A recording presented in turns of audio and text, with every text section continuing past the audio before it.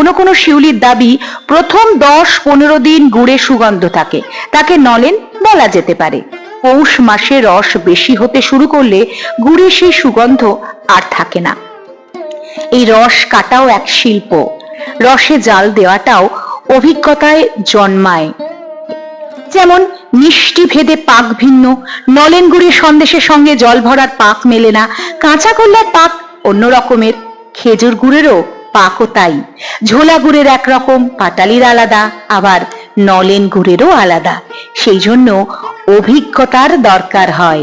ওই যে বললাম, রস সংগ্রহ থেকে রসে পাক দেওয়া, গুড় বানানো সবটাই একটা আর্ট।